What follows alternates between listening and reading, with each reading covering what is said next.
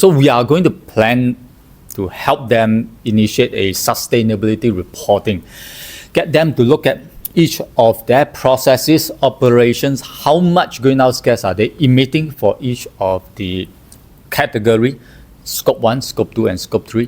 And with that, hopefully, they know exactly their footprint and they can continue to improve, do reduction, for example. But besides this, any other thing you can think about? Yes. Thank you, Vincent. Definitely, one advocate of sustainable is sustainable sourcing, right?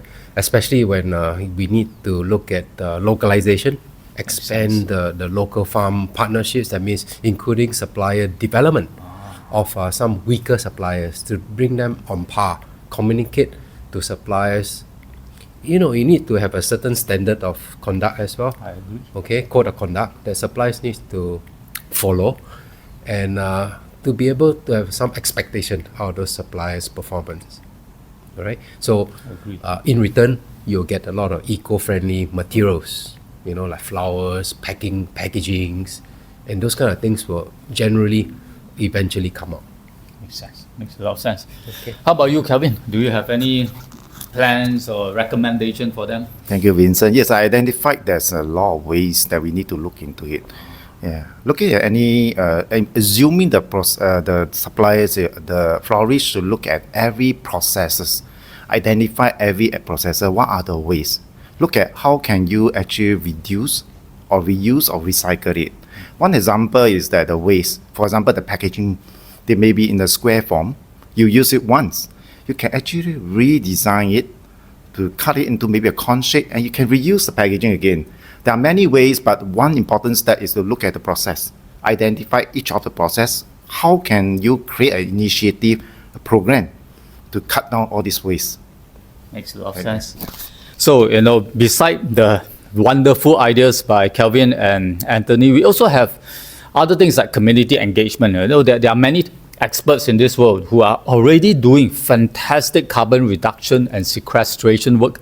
We can get them into workshops, events, partnership. We can promote sustainability, make the flower organization strong advocate of environmental. So it is a lot more than what we are just talking about. But I also want to understand a little bit, beside the few things that we talk about, are there other things that we can improve on? Definitely.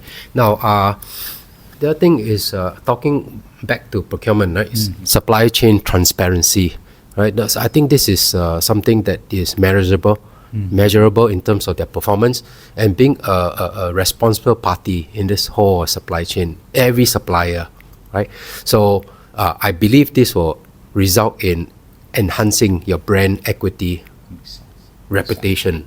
Of course, then your customer will have loyalty to you. Cost savings is always been the driver, right? But now you're really talking about social impacts of your sourcing effort, reducing waste. How do you impact the society in terms of energy consumption, reducing those consumption to make the same product, right? Compliance. Now, compliance with emerging sustainability regulations also is between countries to country now.